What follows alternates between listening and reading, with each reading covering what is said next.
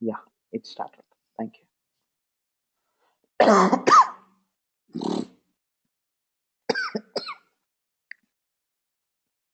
All right. So this is a different machine where I have not installed Apache yet. I'm going to install Apache.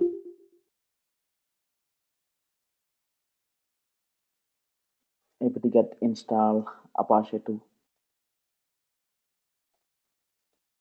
apt-get install Apache 2 temporary unavailable. Yeah.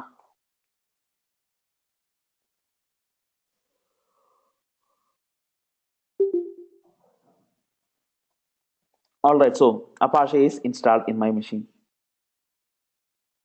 So our next topic, what we are going to learn next is Tomcat.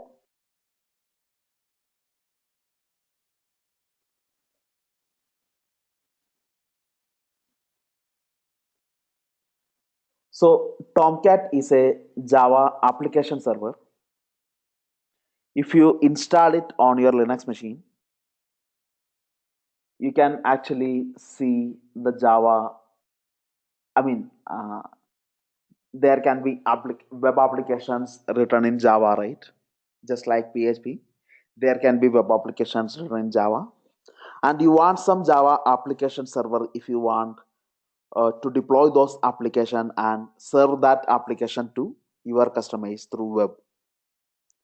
Tomcat is an example of such an application server. So if you have a Java application, you can deploy your Java application inside a Tomcat server. Tomcat server can process your pages and serve the pages to the people who are requesting for it. So Tomcat is an application server mainly used for processing Java applications and giving them to your customers. So before we move on to Tomcat, I just want to show you something. Uh, Probably some of you are not aware of this path variable. In your Linux, there is a variable called path, which is an environmental variable. If you look at the value of path, it contains a list of folders, right? Echo dollar $path. If you run this command, you can actually see the value of the path variable. The path variable contains a list of folders: user local sbin, user local bin, user sbin, user bin, slash sbin, slash bin, slash snap slash bin. So like that, it's a list of folders. Actually, this folder list is nothing but the folders that contains the Linux commands. For example, the ls command. The actual location of ls command is slash bin slash ls. So ls command is same as you are executing slash bin slash ls. So when you simply execute ls command, the actual command that is getting executed is slash bin slash ls, and your Linux shell is smart enough to understand where exactly this ls command is located. It now it is inside slash bin slash ls. And that is the case with any commands. The touch command that you have learned, if you look at the location of touch command, it is going to be slash user slash bin touch, which is nothing but slash user slash bin is a folder that you find inside the path environmental variable. So path environmental variable contains a list of folders that where your Linux commands are physically located.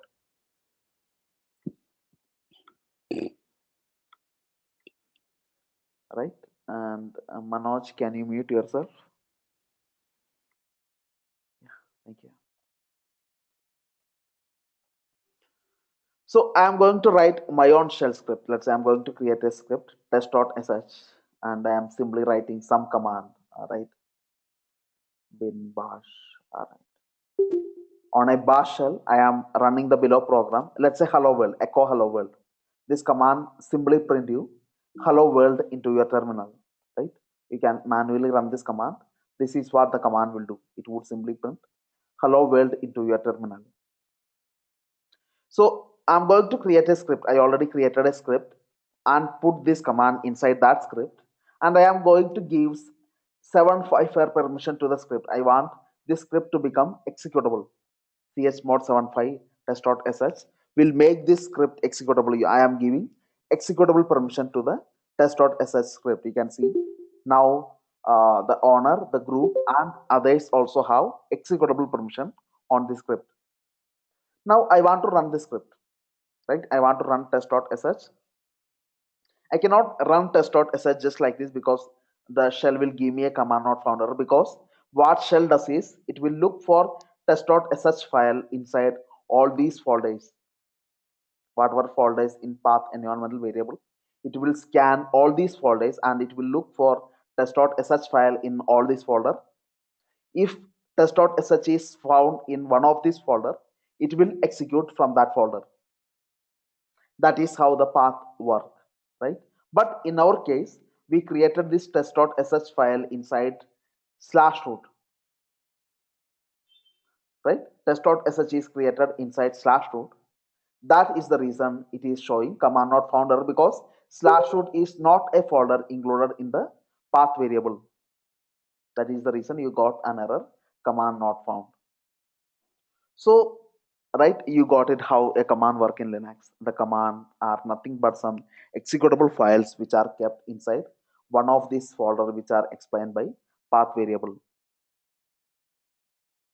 So any script that you want to run, the script should be placed in a folder that is included in the path variable. So if I copy this script test.sh, I'm going to do this cp test.sh into one of these folder, let's say slash user slash sbin. So what I did is I copied this file test.sh into this folder, and this folder is part of path variable. Slash user sbin is already included here in the path variable. In that case, so if I put test.sh in one of this folder, then I can simply run test.sh. It will work. It will execute the commands that you wrote inside test.sh and it would print you the output. It's working. Great. And now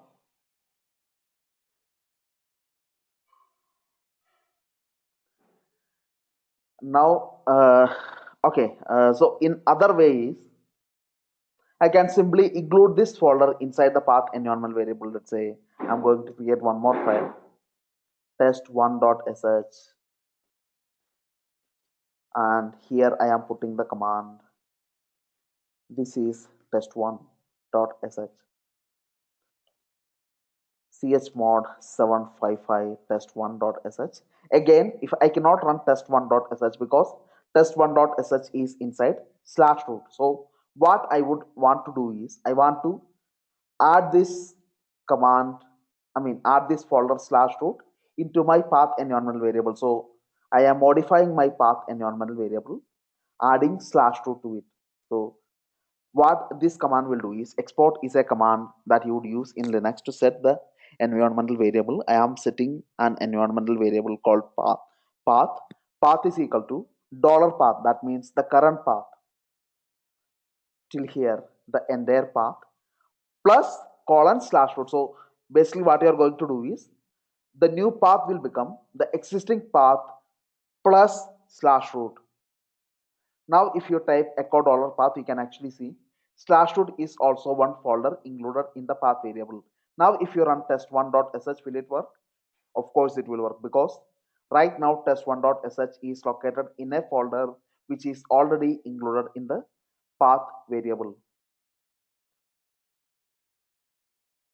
You got it? So this way you can write your own executable files in Linux, right? And if your executable files are located in one of these folder inside your path variable, you can execute the command just like a Linux command. And this is not a permanent settings, right? By default, each time you open a Linux terminal, the path would be reset. So if you want to make this slash root to be part of path, so this command that you run, which you used for including slash root into the path variable, you want to make this command permanent. In that case, what you can do is you can modify the file .bash rc. There would be a file called .bash rc under the home folder of the user that you have logged in. So right now I am logged in as root. The home folder of root is slash root. So inside slash root, if I look at it, I can see a file called dot bash rc. So inside this dot bash rc, I'm going to add this command. If I add this command inside this file, then the path variable would be set. Basically, slash root would this change that I am doing, it would become a permanent change, right? Otherwise, this change will not be permanent. So that's what I'm going to do inside my bash rc. I'm going to put this command. What is that? Export path is equal to dollar path, that means current path, plus slash root. So this command, I mean, if you put the command inside bash rc, then this would become a permanent command. Each time you log in, this bash rc file will execute this command, which will add slash root into the path environmental variable.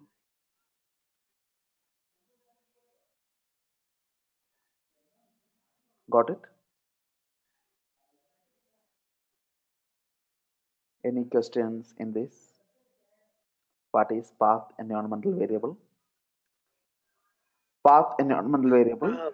Yeah, go ahead, Devabrat. Yeah, Basil. Basil, actually, if we create any folder, any file in the root test.sh, and if we execute directly test.sh, it is executing because that sh is inside the user bin. Right. So that because that is locating to that root path. Test.sh is yeah, test.sh, right? It is. Yes. I already copied that into user bin, so it is executing. But even right now, I already included the slash root folder itself into the path variable. Yeah, my question is if we are not copying that path to that export path dollar path colon slash root you have given. So if we directly give sh test.sh, then also we can get that output, right? We can get that output. Yes. Okay. Okay. Right. That will also work. Yes. So you can run the command bash space test.sh. This command will also work. It will execute. Basically, you can specify, right? You can specify that execute this script inside bash shell. That's what this command will do. Bash space test.sh. What this command will do is the script would be executed on a bash shell. It will do the same result. I mean, it is same as running the command test.sh. By default, it run on bash shell. Okay. Okay, Basil. Okay. Okay, great.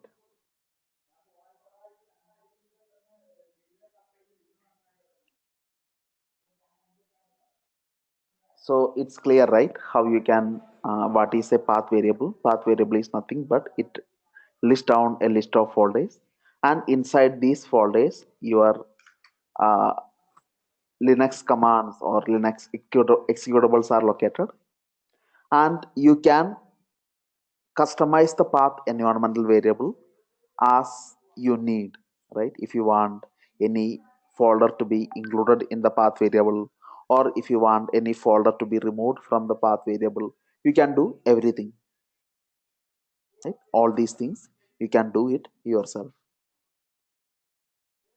All right, great. So there comes a question. Let's say sometimes I want to install some software in my Linux machine. So only if I install a particular software, I would be able to run the respective command. Uh, for example, what is that?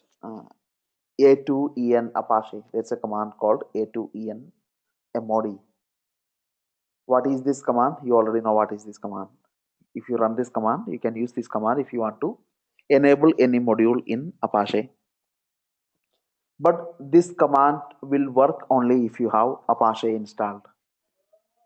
So basically, when you install Apache, this particular binary or this particular executable also get set up inside your Linux machine.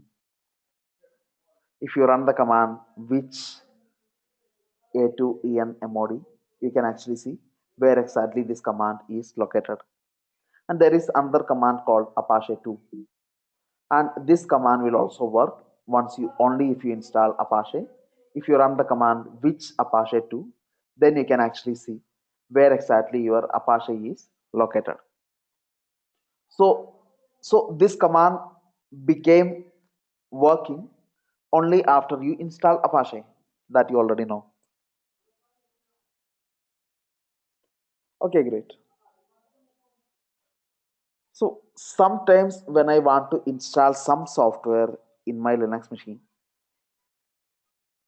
all I need to do is I can simply download the compiled binary files into my machine, into my Linux machine. Then I would modify the path variable. That's all I need to do, right? Let's say I need some command to be working in my Linux machine, and that command is available in internet for download. What I can do, I can simply download that command from the internet. Then I can put that command inside a folder which is included in the path variable, or I can put all those commands inside a specific folder. Then I can include this specific folder inside the path variable. It's a easier way, right?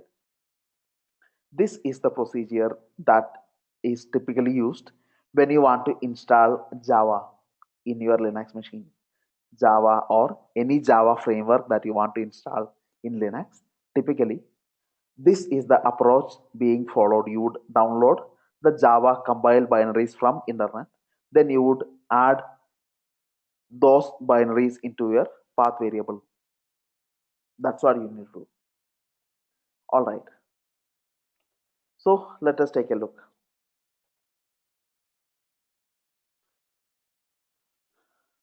So I discussed all these things because now I want to install Tomcat. Tomcat is a Java framework. So for installing Tomcat, first I must install Java Development Kit.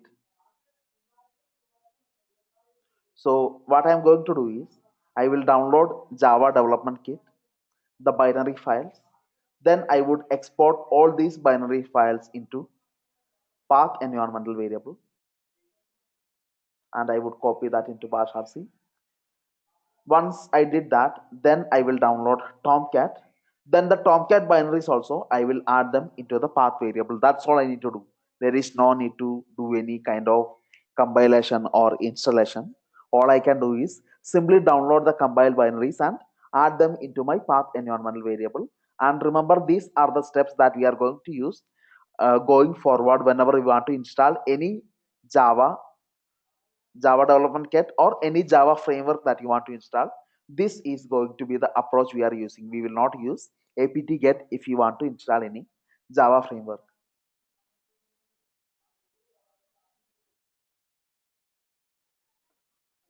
So let us take a look.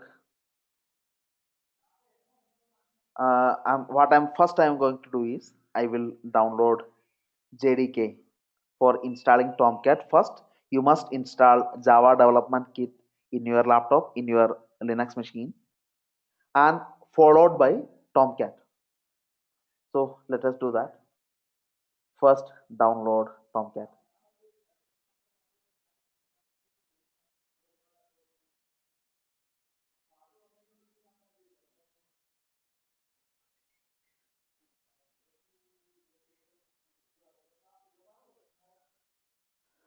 Yeah, right click. No, first I will install Java. Actually, I want to install JDK or Java Development Kit version 8. This is what I want to download. Java Development Kit version 8. Go to the link, search in Google, Java Development Kit download version 8. You would be taken to the link. Basil, quick question. Manoj here. Hi, Manoj. Hey, so JDK 8 is specifically you are using, or you can use the latest also? You can use the latest also. Actually, JDK 9 came into the market, but it is pretty new. Right. Yes. So Okay. that's why I am using JDK 8. That worked pretty well with Tomcat 7. Okay.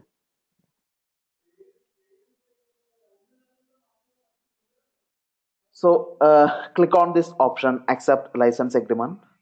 Then this is the package you want to download, JDK 8U151, that Linux 64-bit package, the tar.gz one. This is the one which this is nothing but a compiled binary of Java, which I can simply download. It is something like plug and play. Download it and use it. So click on this button, it would start downloading, and remember, it is downloading to my laptop. It is downloading to my MacBook, not into my Ubuntu server. So that's exactly not what I want, right? I want this link to be downloaded to my Ubuntu server. So from my browser, I right click and copy the link address. I go inside my Ubuntu server. I go to some folder, let's say user local. You can go to any folder. What I'm going to do is I'm going to download this JDK file into the user local folder using wget command, wget space the URL you put it will download the JDK file. It is downloading the JDK file. Let's wait. So JDK is downloaded. Now I want to download Tomcat also. Again, search in Google, download Tomcat. You would be redirected to the Tomcat download page. Tomcat 7 is what you need to download. Right click, copy the link address. This is nothing but the download URL. So on the Tomcat website, you can actually see the link provided to you. This is nothing but the direct download URL. So you can directly right click and copy the link address from here itself. But in case of Oracle, actually I had to start downloading in my laptop, because this URL that you see right here, it is not the direct download URL. Only if you click on this button, then Oracle will generate a URL for me and it will start downloading to my laptop. So this is the URL I must use for Java JDK. But in case of Tomcat, whatever they had provided in their website is the direct download URL. So I can simply right click and copy the link address, which will work. Then I am going to run the wget command inside my Ubuntu server, followed by the Tomcat downloads, right, file. So run this command, wget space the URL, it will download Tomcat. Type ls, you can see Apache Tomcat is downloaded, and also you can see JDK also downloaded. Now, Hey, Basil, can you copy the links in the chat for JDK and Tomcat both? Download links. I will do. And if you don't mind, put in your questions in the chat, unless the question Oh yeah. cannot wait. Put in your questions in the chat, right? Yeah. I will send you the download link. But actually, you generate the downloading link of your own. The reason is the download link for Java is a temporary one. It is valid for only some time. So if you try to use the same link, it will not work for you. So you need to follow the same steps to generate the download URL. Right? Okay. Yeah. But a Tomcat URL, this is it. So I can send you the Tomcat URL. This is where tar.gz is the package that you want to download.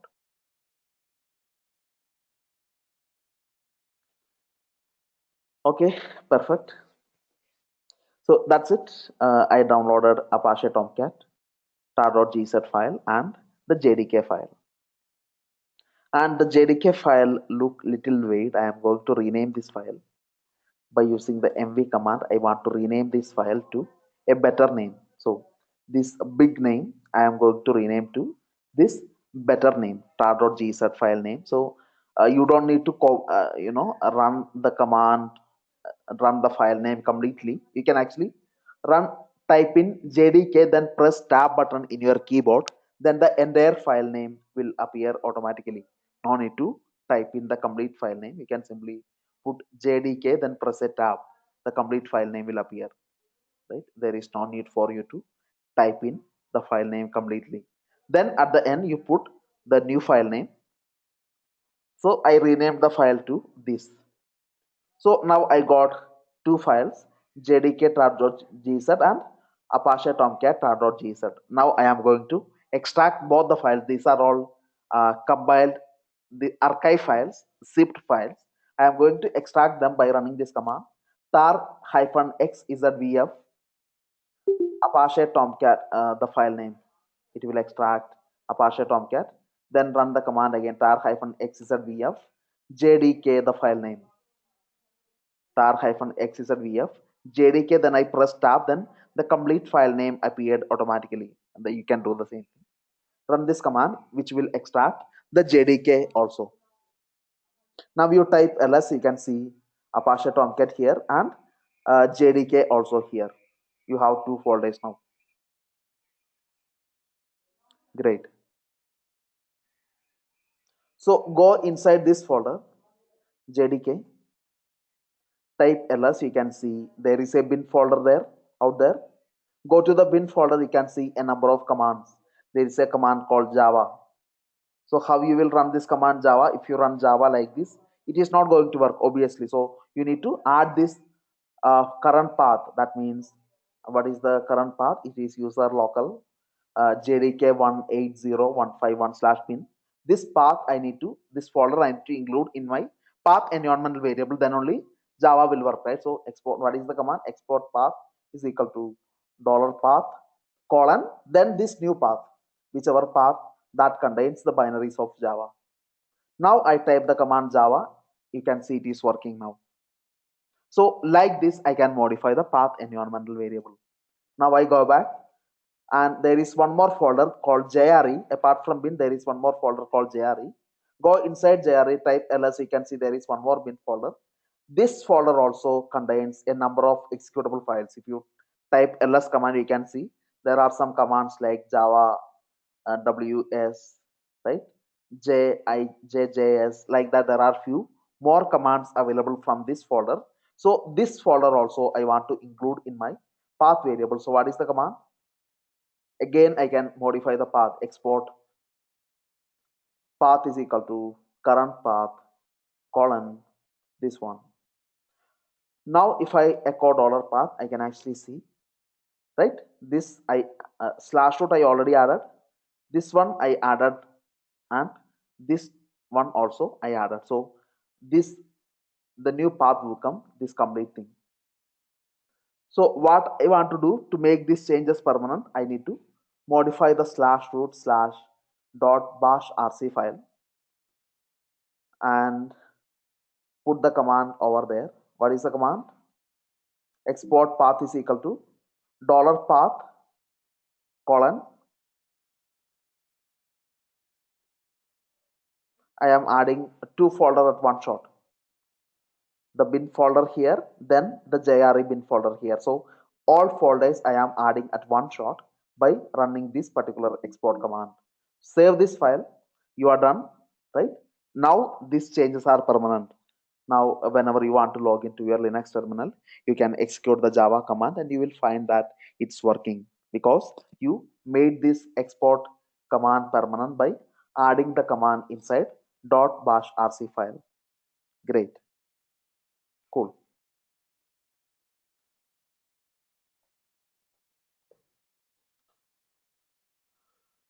So that's pretty good. And yeah, the next thing what you want to do is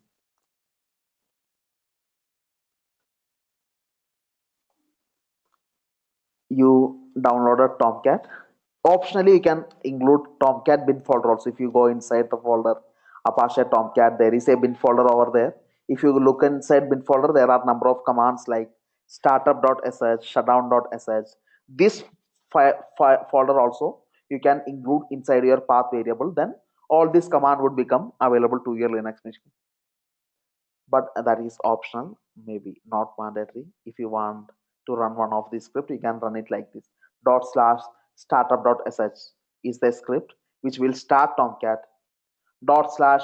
/shutdown.sh is a script that will shut down Tomcat, right? So there are number of scripts available inside this particular folder. Either I can add this folder into my path variable just like by using the export command like I did for Java, or I can simply run this command /startup.sh. This is a script which will start Tomcat. I simply downloaded Tomcat. Now I want to start Tomcat. This is the script I want to execute. And Tomcat is like Apache. I mean, it's not like Apache. It's a application server, Java application server used for serving Java dynamic applications. And once you started Tomcat, Tomcat would start listening on port 8080. What is the default port for Apache? Which port Apache listens? Apache listens on port 80. Tomcat listens on port 8080. Make a note. So if I run this command to start Tomcat, I'm going to run the command /start startup.sh is the script I need to execute if I want to start Tomcat. Then Tomcat will get started and it will start listening on port 8080. Now you from your browser, if you request for a URL, for example, IP address :8080, if you browse this URL in your browser will tries to connect to port 8080 of your EC2 machine, and it will get the web page from the EC2 machine. As you can see, you cannot simply use the DNS name of EC2.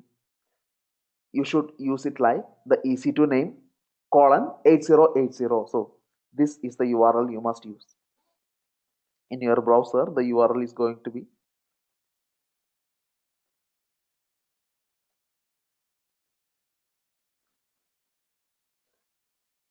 :8080. This is the URL you need to access in your browser. You can access it from anywhere in the world, right? Anybody in the world can browse for this URL. What they will do is they will end up connecting to your Tomcat because they are going to connect to port 8080 of your EC2 machine where Tomcat is listening, and Tomcat would serve the web pages to him. So we will take a look what are the web applications which are already there in Tomcat and which is the folder where you can deploy your new web application. That we will take a quick look on Tomcat.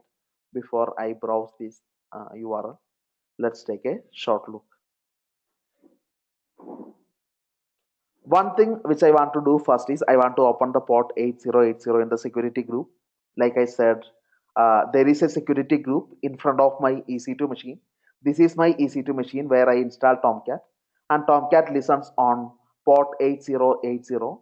If somebody tries to connect to port 8080 from outside, that means somebody browse for the URL EC2 name :8080 on their browser, they will try to connect to port 8080 on your EC2 machine, but there is a security group in front of your EC2 machine that will block the port. So I need to allow the port 8080 inside this security group. Then only people can connect to 8080 port of my EC2 machine. So I'm going to do that.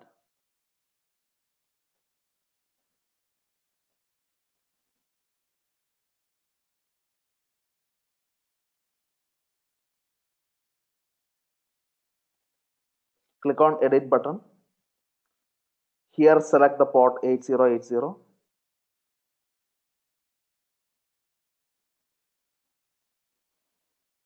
Perfect. That's it. Now you browse for the URL IP address :8080. You can actually see some web page coming from Tomcat.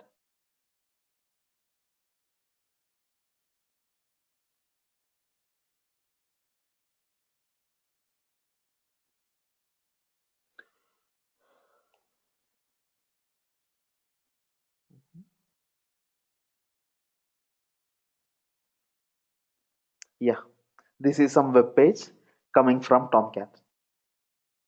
Some default page. These are some default applications that is already deployed in Tomcat. So by default, there are some default application which you will find in. So you go to the Tomcat folder, the folder where you extracted Tomcat. This is the folder user local Apache Tomcat 7082.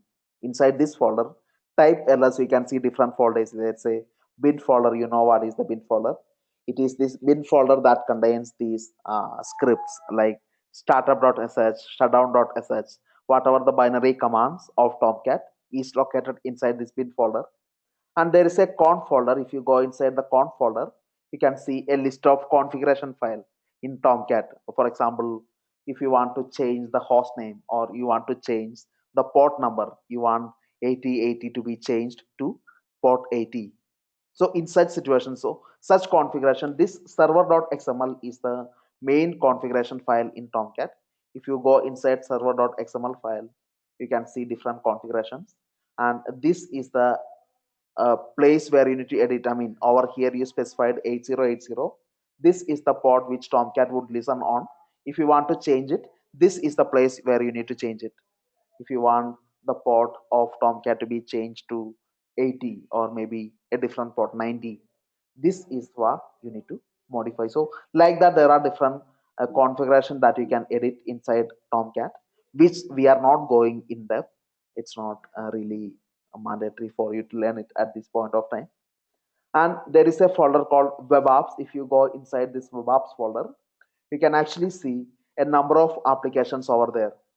There is an application called root. This is the default application. If somebody browse for this URL, they will get the application inside root.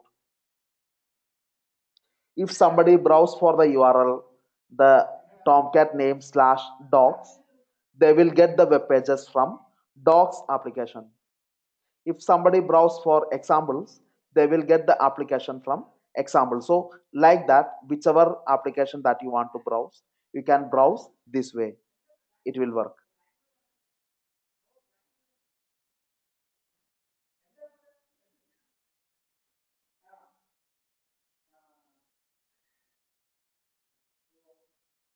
So this is how you can, you can have multiple application deployed in Tomcat on different URLs. These are different Tomcat applications, and creating the applications. I mean, you cannot simply copy the Java source code written by your developers inside one of these folder. That is not going to work. That is not the way how Tomcat works. First thing, you need to create a web application archive that we are going to discuss later. Actually, again, now we are not going to discuss that in depth. Basically, setting up the Java application, the steps are little different than a PHP. For PHP, all you need to do is install the respective module in Apache. Then the Apache can process PHP script. It can execute the PHP script. But in case of Java, it is different, right? You cannot write, the developers cannot simply write the Java code and they cannot put that Java code in Tomcat. Tomcat will not understand it. First, you need to compile the source code, compile the classes into some machine understandable form, and these classes need to be compiled with the other web pages and other library files, and combining together all them, you need to create some archive file, some web application archive, or it is called war file. And this war file you need to copy inside the web apps folder, and Tomcat will then deploy that war file, and it will make that web application available to your customers. That's what Tomcat will do. So what I tried to say is, I mean, it is not like Java is not something like plug and play. First, you need to compile the classes, and there are list of procedure. First, you need to create a web application archive file, and this is the file which Tomcat will understand. The Tomcat can deploy in it and make it available to your customers. So we are going to learn about this procedure, how you can build your Java source code into a WAR file, and how you can deploy this WAR file into Tomcat. Then how you can see that web application in your browser, that we are going to learn when we start with in the beginning of our DevOps topics. We are going to cover them.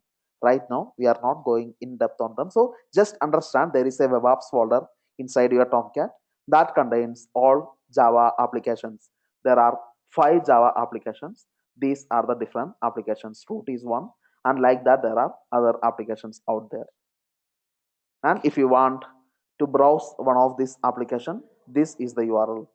the Tomcat URL, I mean the home URL slash the application name.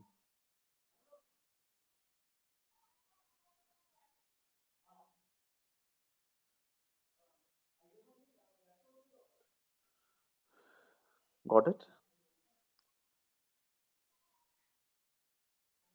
All right. So one more thing. Assume you have a web application. Assume you have a web application that contains a lot of static contents, the images, the style sheets, lot of HTML files, right? So I told you every web application will contain a lot of static files and a lot of dynamic files. So think about your website that is written in Java. So there are a lot of dynamic Java pages and a lot of static files, images, HTML files, and some style sheets, etc. And like I said, Apache is the web server which is best in serving the static content because that is how Apache is designed to do. It is best in serving static files. It is not so good in serving the dynamic pages. Tomcat is just the opposite. Tomcat, if it want to serve the dynamic content, it is pretty good at it. But serving the static content, Tomcat is not pretty good at it. That is the main difference between Apache and Tomcat. Apache can serve the static content very easily. It can handle a lot of requests at the same time. Tomcat is just the opposite. It can handle dynamic pages pretty smooth, but not the static pages. But a typical web application will contain both. It will contain dynamic Java pages or it can contain the static web pages also. So what people does is, if they have a web application that contains both static pages and dynamic pages, what they can really do is they can use Apache for serving the static content and Tomcat for serving the dynamic content. Apache and Tomcat will work together, and whenever somebody requests for a static content of your website, they would be served by Apache, or whenever somebody is requesting for a dynamic content of your website, they would be automatically served by Tomcat. So you can have a combination of Apache and Tomcat working together to serve you the actual web application.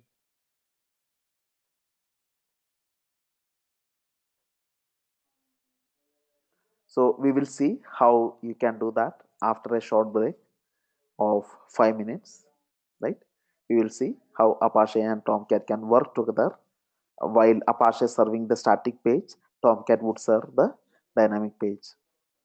So take a short break of 5 minutes and we will begin in 5 minutes. Now we will see how Apache and Tomcat can work together, and Apache serving static pages and Tomcat serving dynamic Java pages. We will see how to do that. So I will tell you how I want it to be done. Apache will be the front end. Apache will be the front end that will accept the connection from the users. Whenever people browse for your website, the request will come to Apache first. It will hit port 80. Obviously, you know, if you browse for any website by default, you are actually going to connect to port 80. 80 is the default HTTP port. The globally recognized HTTP default port is 80, and that is the port the browsers will try to connect to. Apache will receive such request. If they are requesting the static pages, Apache will take the files from var www.html folder, give it to the people. But if they are requesting for the dynamic pages, what Apache will do is, Apache will act like a proxy. It will pass the request back to the Tomcat machine. The Tomcat machine will process the request, give the page to Apache. Apache will then give the page to the user. So for user, he always hit Apache, and Apache would decide whether it is a static page or dynamic page based on the requested URL. So if somebody is requesting for a particular URL, that is a static page. You would define that in Apache. In Apache you will define, if somebody requests for /docs, then send such request to Tomcat. Or if somebody requests for slash something else, let's say examples, send the such request into Tomcat.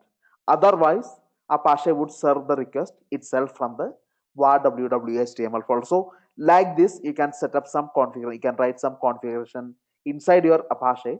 Then Apache will do this kind of proxying.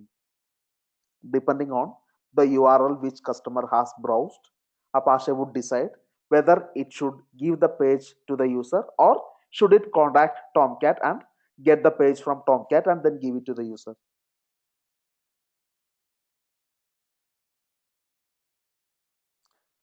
So we will see how Apache can act like a proxy.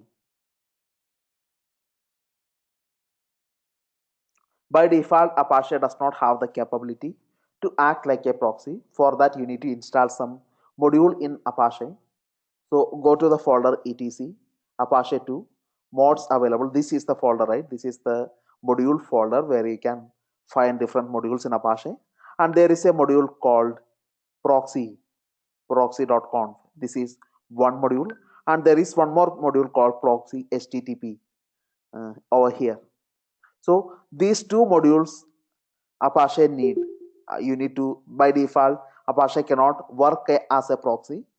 For that, you need to install this module on top of Apache, and these modules are already installed. You can see them inside mods available folder, proxy and proxy HTTP.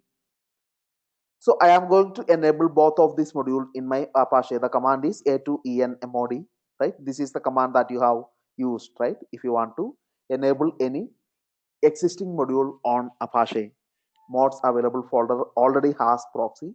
So I run this command a2enmod space proxy. It will enable the module proxy. Now I want proxy HTTP to be set up. I run the command proxy HTTP.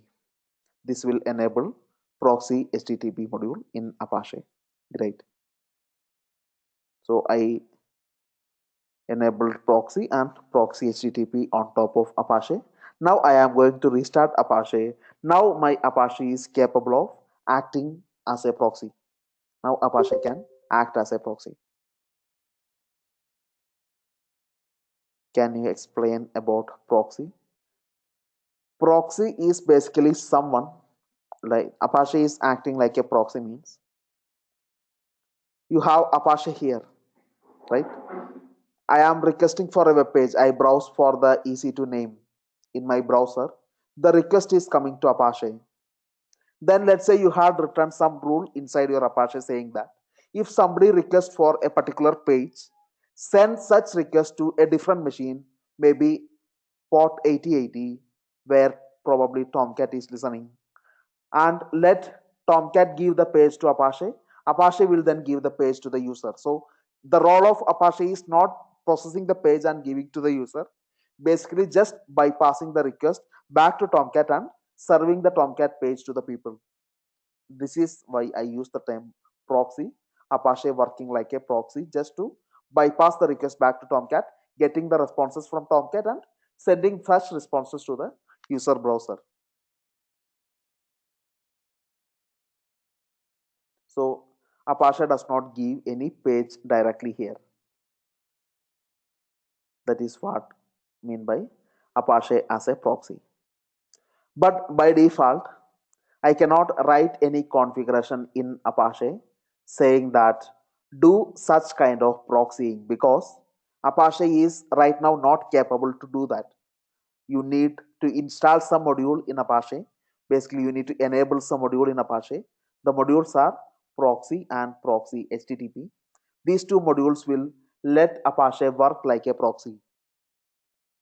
So that is the first thing I did. I enabled two modules, both proxy and proxy HTTP, and I restarted Apache. Now Apache is capable of working like a proxy, and it can send the request to the Tomcat.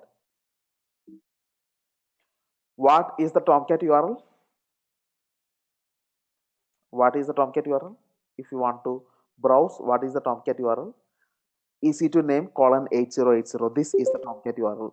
What is the Apache URL? Just the EC2 name. This is the Apache URL. I think the port 80 is not open. I'm going to open port 80.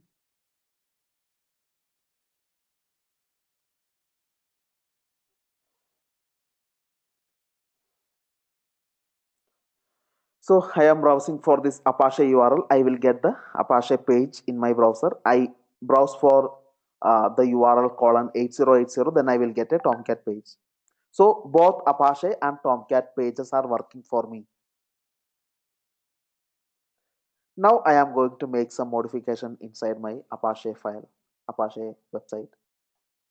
Go to the sites enabled, open your 00 default conf file, server name, let it be your EC2 name.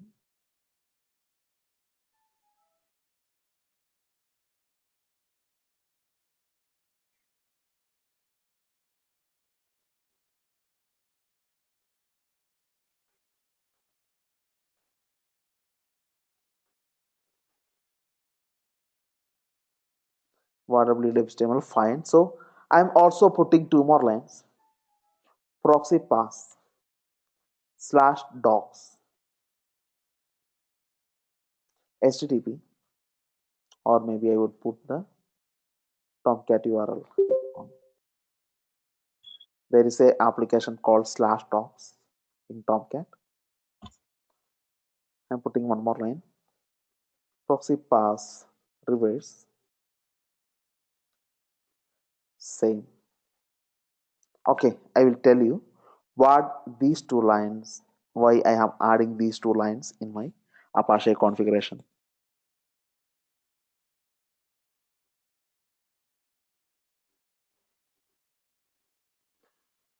So if I put here like this, so what I am telling my Apache is that if somebody requests for a page /docs, proxy such request to this URL. This is nothing but your Tomcat URL.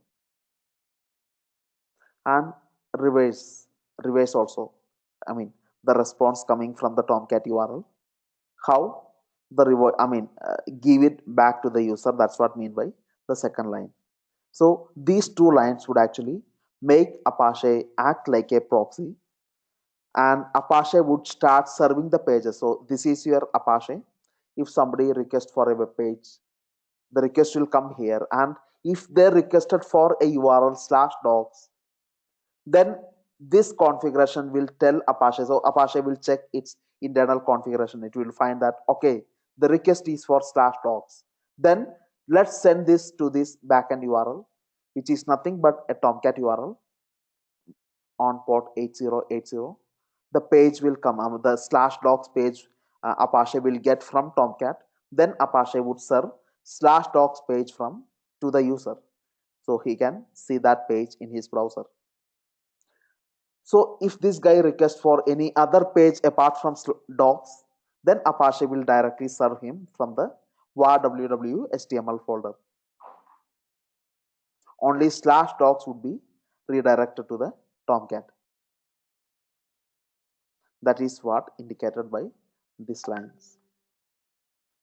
I'm going to save this, and I'm going to restart Apache. Great. Apache is restarted. Now let me browse for this URL. I'm going to, of course, you can browse for this URL, right?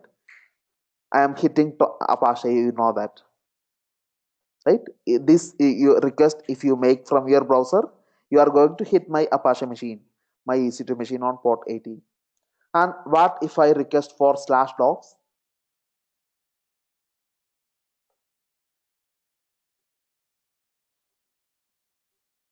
/docs / yeah. In this case, still I am connecting to Apache, right? I did not mention port 8080. What it means is, still I am connecting to Apache, but I got the page from the Tomcat.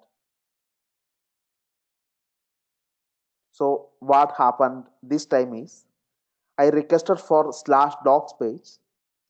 The user browser made a request to Apache first. Apache found that the request is for /docs. So any request for /docs need to be proxied back to Tomcat machine. So it sent the request to Tomcat, and docs is actually a application inside Tomcat. The Tomcat would respond with that page, and Apache would simply give the page to the user browser. Apache is just acting like a proxy here. But that is for only /docs. Let's say you request for any other web page, it will serve from Apache directly. Inside var www.html, I created different files, right? I'm creating a file called basil.html.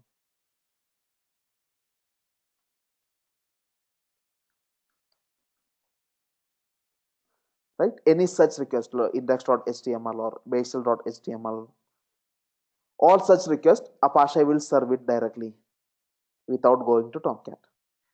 But only docs, if you put that, then Apache will act like a proxy and get the page from Tomcat. So basically, based on the requested URL, Apache would decide whether it should serve the page directly to the user or should it proxy to Tomcat. So the reason why you want to use Tomcat and Apache together is, Tushar, like I said, some web application, think about Flipkart. You browse for flipkart.com. Probably what you get is a web page, a static web page served by Apache. Now you click on a different URL, maybe the login button. I don't know if it could be different. So you click on something, customer care, track order. You click on the track order button. Let me first log in. Then you click on track order button. Then you are on a different URL. Probably this is a URL which is not directly served by Apache, but it is served by a backend. I mean, possible, right? There can be static pages as well as dynamic pages, and sometimes the dynamic pages you want a different application server to serve the application to people apart from Apache. So in such situations, you would use Apache and Tomcat or whatever application server that can serve the web pages to your customers. Why Apache is necessary there? Because Apache is best in serving static pages. Tomcat cannot be as efficient as Apache in order for serving the static web pages. So for serving static web pages, Apache is the best. Okay, thank you. How Apache conclude other than docs folder may be dynamic value. It's up to us, up to the administrator to decide which are dynamic pages and which are static pages. All the dynamic pages you need to provide the information to Apache. If you want more folder to be added in Apache, you need to do that. Go to the file. Let's say you have more dynamic pages. You need to tell Apache whichever page it want to. You need one more proxy pass. Let's say secure, whatever you. So like this, you can add the proxy pass and proxy pass reverse.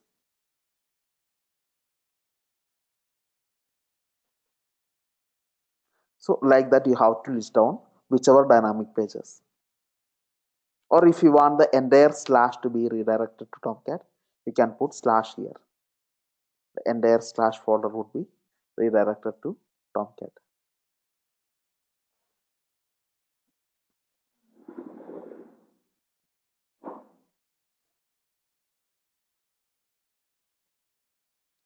Okay, and few more assignment.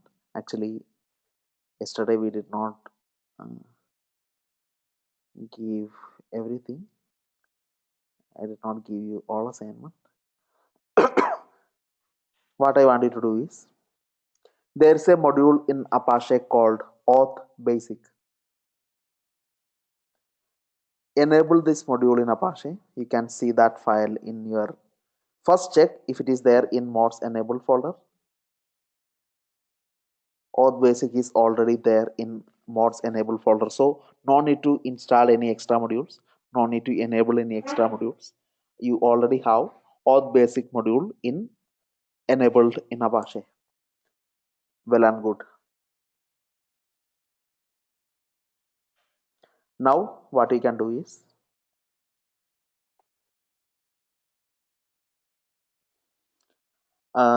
you need to install password authentication in Apache. So I will tell you what you need to do. Search in Google, enable password authentication Apache Ubuntu. Search for something like that. You will get some, right? You will get some link, maybe that link, or go to a different link.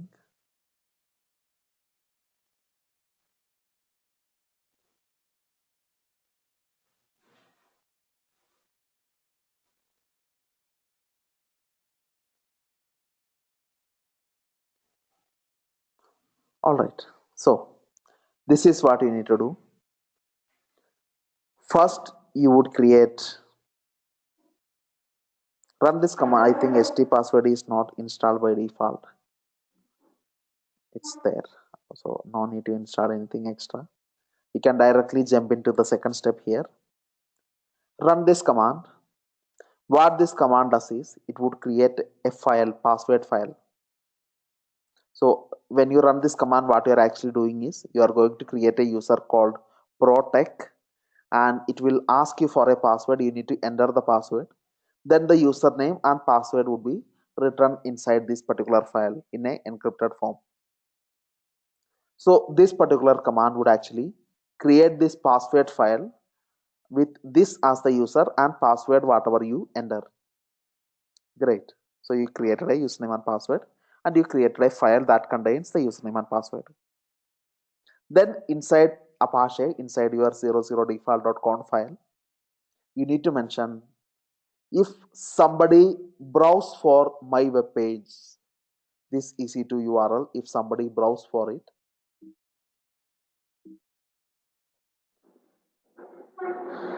if somebody browse for this URL, give them the page only if they enter the username and password. This is the username and password whatever you provided, and that is written inside this file. So that is the next step. After you created this password, next step is, you go and open the 00default.conf file, this particular file, 00default.conf file, and add these entries there. Directory, which directory you want to protect using the password, directory var www.html, auth type basic. It's the same settings, actually you don't need to change anything. So these entries, what it says is, if require valid user means, if only the user inside this file can view the web page of var www.html, that's what it means. It requires a valid user. So basically, if you did that and if you restart Apache, you need to copy this entire content into your 00default conf file. Then you need to restart Apache. Once you did that, when you browse for your Apache page in your browser, first it will ask for a username and password. You need to enter the username and password, then only you can see the web page. So do this, right? You want this link, I will send you only these two steps, right?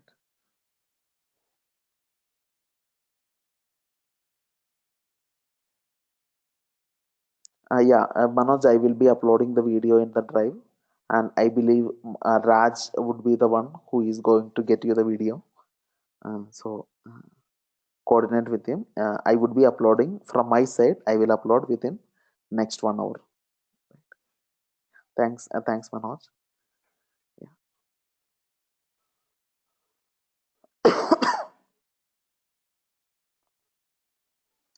Right. And what else?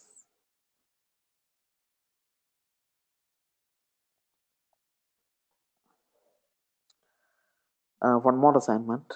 What I want you to do is install FileZilla or WinSCP on your Windows PC. I think you are using Windows, or in Mac also. You can install FileZilla.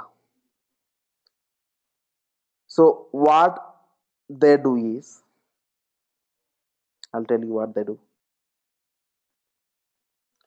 You open FileZilla, you provide the credential to FileZilla. What are they? The IP address of the EC2 machine, the username as Ubuntu, then the key file. You provide all this information to FileZilla or WinSCP. First, you need to install FileZilla or WinSCP in your lab. It is free. You can download it and install it. Search in Google, download FileZilla, and make yourself comfortable with searching in Google. That is the most important part in our training, right? It's very, very important. Download FileZilla. Search in Google for download FileZilla. Go to the link and download FileZilla. How you will download FileZilla?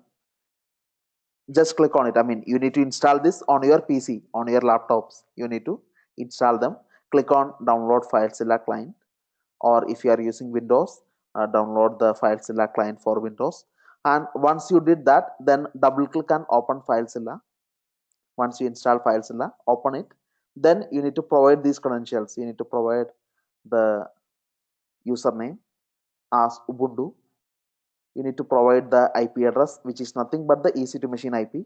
Then you need to provide the key file. So if you provided all this information inside FileZilla, then you can see a web page, something like this, a window like this, which you can see on the right side.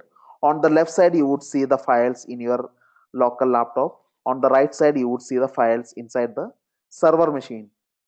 You can drag and drop files from your laptop to the server, or from the server to your laptop. You can simply drag and drop files. Basically, you can use this FileZilla or WinSCP for transferring the file from your laptop to the EC2 machine, or copying the file from EC2 machine to your laptop. FileZilla is used for that. So if you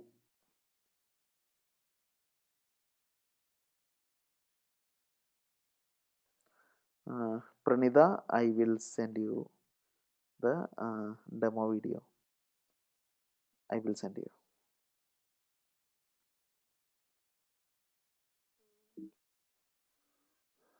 Right. So what I was telling, yeah. So do this. Install FileZilla in your laptop. You can search in Google how to provide, how to connect using private key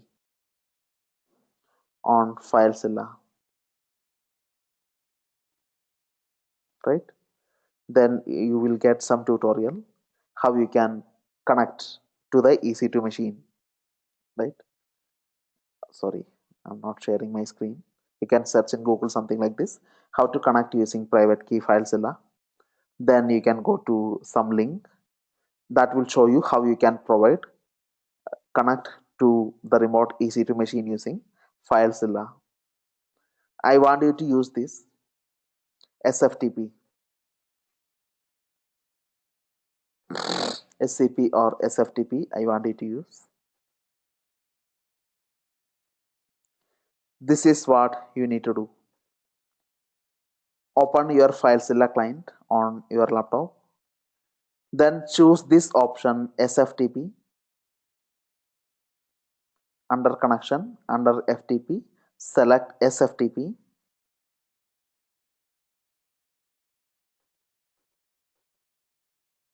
Then you need to add a key file.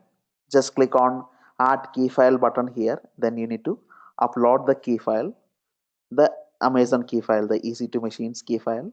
Over here you need to upload it. And once you uploaded it, then you can close this window, right? Then you can close this window. The settings window you can close.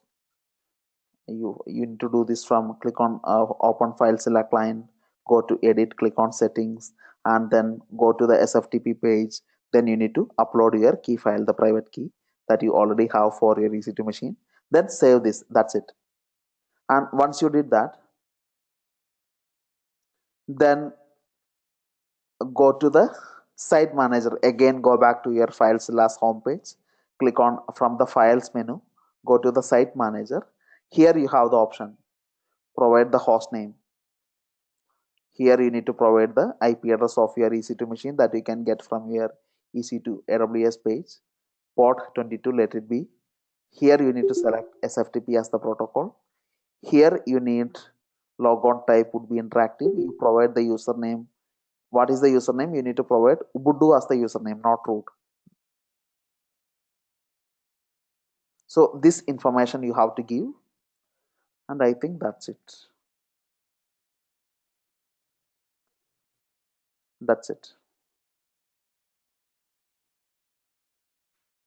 That's it. Just click on connect, and then you would be taken to a page something like this.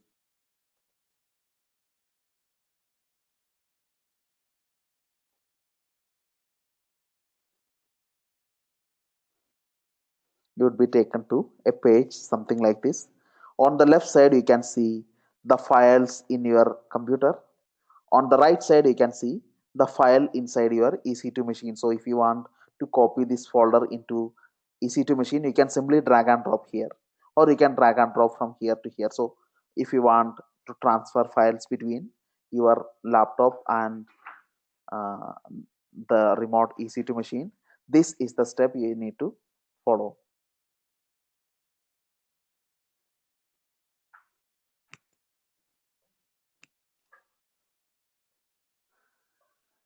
Right, so the PowerPoint presentation also I would be sending you. Right.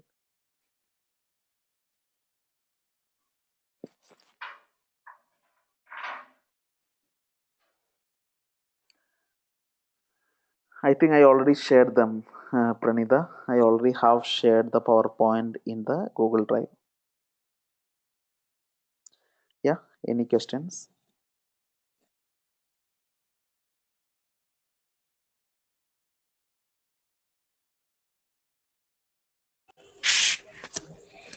Hi, Basil. Hi, yeah. You told that the numbers, default port numbers are 80 and 8080, right? For For Apache Apache and Tomcat. Tomcat it is 8080, correct. Yeah, what if we configured as same port numbers? What if Tomcat is configured for 80? You can do it. If you want Tomcat to listen on port 80, you can do that by modifying the server.xml file. But of course, I means both cannot listen on same port at the same time. yeah, that was my doubt. Yeah, and that's good. If we configure the same ports, which one will listen our request? If I mean, it's not possible at all. You cannot have both Apache and Tomcat running on the same port. You can run only one service.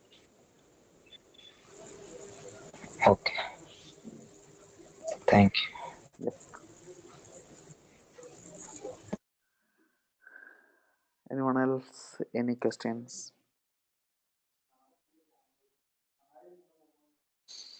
Basil, Yeah. Hey, Balraj. hi. See, as you told that, like, both 80, I mean, Apache and Tomcat, I mean, 80 and 88 there, right? So both are cannot be interact at the same time.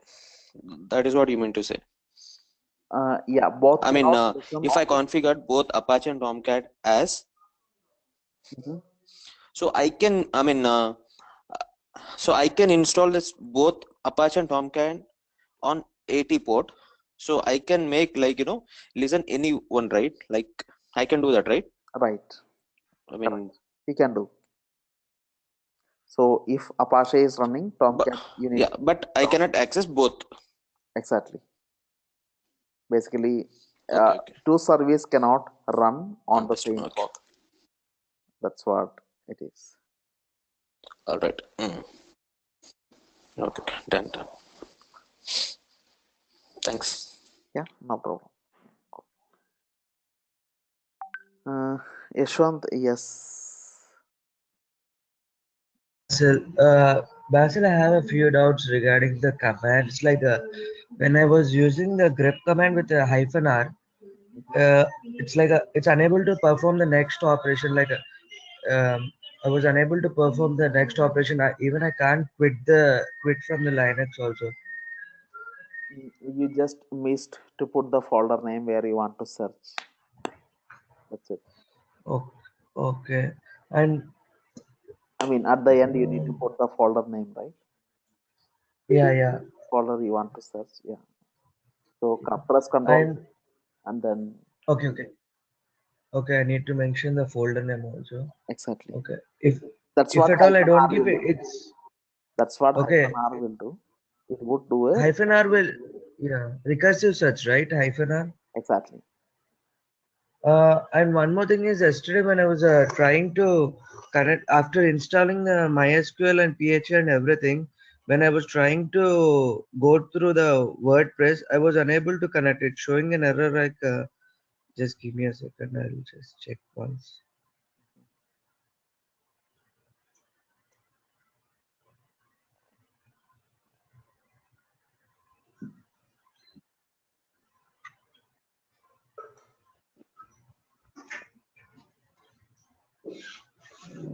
It's like,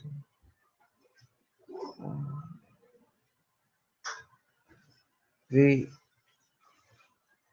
WordPress.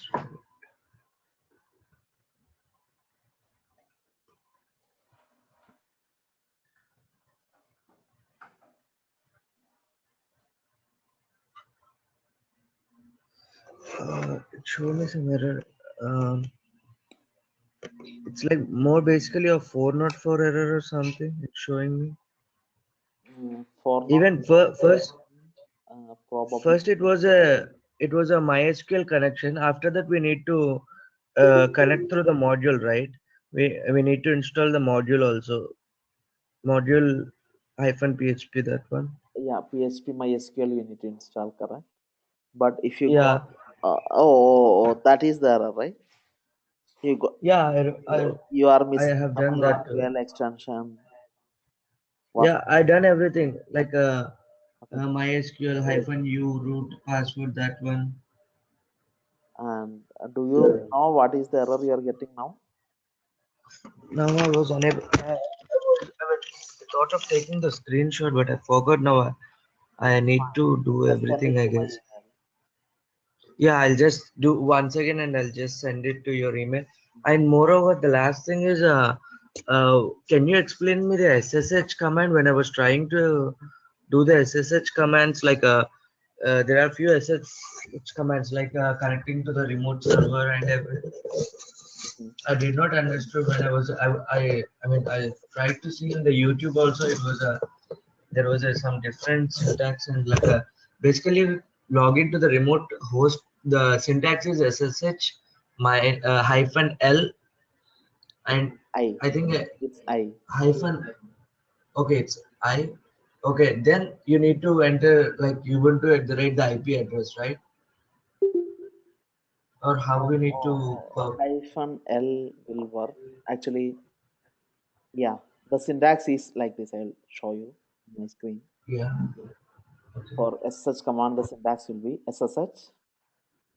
Either you can put SSH. Ubuntu @IP, Okay. username @IP, or Okay. you can put like this -l Ubuntu, Okay. then Okay. put the IP. Both are valid.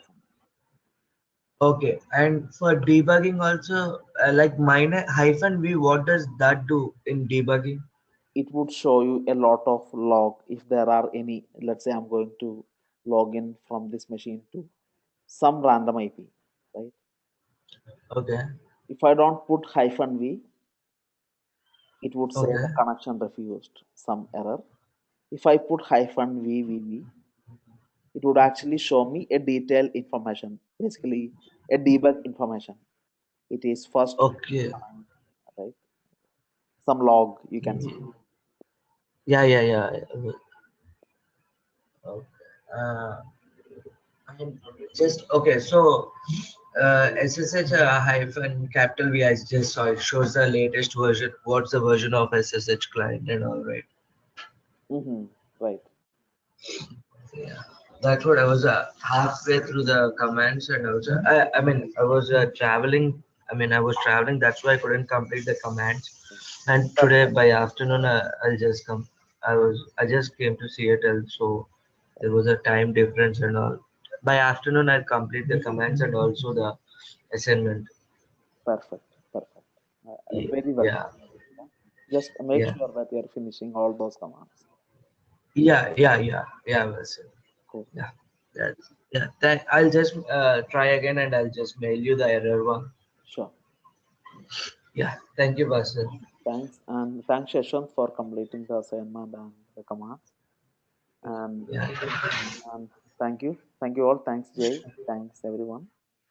And tomorrow we will start with some networking basics, some very, very yeah. important topic we are going to start with.